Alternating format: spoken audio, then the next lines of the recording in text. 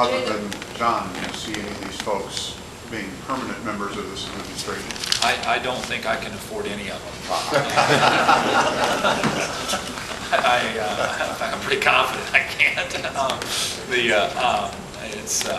I think that we have purposefully put together a team that, in this situation, with Charles as director and these three co-chairs, that are designed to build something that will run well, that reflects the state. But as far as any pressure you can put on any three of them or four of them to join me, I would appreciate. But they have all signed up for this duty, understanding that there is a time for this duty to end, and I think that is exactly what they'll do. Is Mr. Watson's appointment an indication that you might look to your staff in the AG's office to move over? I think that we will. The appointment of John Watson is because, as I look around the state, he's the best person prepared to be Chief of Staff to the Governor of the State of Missouri. The fact that he's worked with me is certainly one of the reasons for that, with both his private sector experience as well as his integrity and knowledge of the system. Certainly we will look at people that have worked in the Attorney General's office, but whether you work in the Attorney General's office or his time at EcoDevo or his time at Emerson Electric or anything else, I think John has been a leader his entire life, and I fully expect him to take on this larger role, this more expansive role, and I think he has the capacity to do it. But while I'm not saying we're going to certainly exclude, we have a lot of assets at the AG's office, and I would fully expect that many of the fine people that have served with me in the state of Missouri will join us in other roles. I do think one of the reasons Charles is here, and one of the reasons we have a broader team, is to make sure that we are searching all corners of the state, and quite frankly, all corners of this region of the country, to make sure that we get the best and brightest. John was an obvious choice. I'm proud he's been willing to accept the position. Jay, in the first fiscal quarter of the year, the state has not hit its targets for revenue growth, and if it continues in that vein, it could be several $100 million short just this budget year alone. This Augusta group does not seem to be geared specifically toward getting a handle on the budget. Do you have somebody looking at that now, and how likely do you think it is that you'll have to have withholdings as one of your first moves? Well, we are, with these appointments today, we begin a process.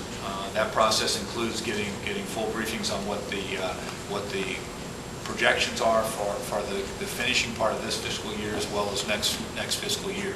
I did find that yesterday's session with the legislature legislative leaders was very productive. I fully expect that we will continue the process, which I think was correctly begun, to have unified revenue estimates, so that we will be able to make those decisions together. I understand that the dollars could be down somewhat, but that doesn't change my responsibility. My responsibility is to run the most efficient and effective office, laying out the priorities that the people in an overwhelming number elected me to lead, and those will be my priorities. We'll do it with the resources we have. We will not complain about the resources we have. People are out there hurting that are not able to pay their bills are hurting a lot worse than the government is right now, and I don't. So we will see what the numbers are.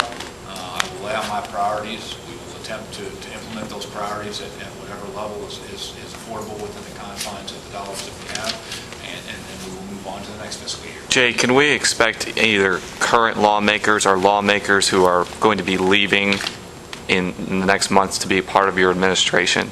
We certainly are not excluding members of the legislature from being involved in my administration. As I said before, though, I think this begins a transition process in which our goal is to reach out and find the best possible folks for the positions that they fit. I'm not excluding anyone in Missouri from being involved in this process, either in the transition or in the government. So I wouldn't exclude them. Getting a fast start and getting the ground running, when can we expect some high-level cabinet appointments or high-level appointments to your administration to come out? Staff and director of transition will be high. But other ones as well. We expect when we get them, you'll get them. Jay, This isn't a race. The only race this is a race to competence and professionalism, and we will meet both. We will move as quickly as we can. I'm proud that we've been able to put together this august group in this short amount of time. But we're going to make the right decisions in a time frame that we're not in a race to see who can do this the fastest or the slowest. We're in a responsibility to do it the best, and that's what we're going to do. And that being said, we're going to run on tight timeframes to make sure that by the time that the inauguration day is upon us, we will have a framework for our Your government. desire to have all cabinet positions appointed with people of your own choosing by the time you take the oath of office and not having any of Governor Blunt's people still in those positions at that point in time. We will we'll be working on an aggressive time schedule to make sure that the first cabinet meeting I have as the governor of the state of Missouri will be my cabinet. Personal question? Oh, yeah, sure. I just wonder how personal you're going to get. You've done transitions before. You've heard what Mr. Nixon has said about the challenges that you all face from your own experience. What do you see as the biggest challenges this group of people and the others who will sign on in the next 3 weeks will be facing? I'll just take the microphone. Yeah, I think the biggest challenge is reaching out and coming up in a very short order.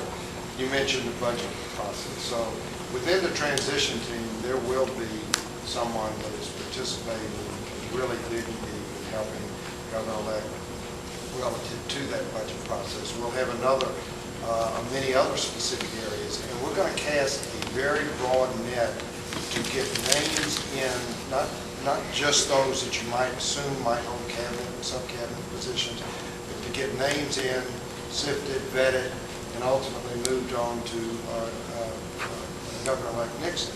And that's going to be one of the biggest challenges in this short period of time, getting this done and meeting what Governor-elect Nixon has said, to have a Nixon administration in place when he takes that oath of office on January 12th. That's our challenge, and he's made it clear to me that that's what he expects of us, and that's what we're going to be working hard to do. And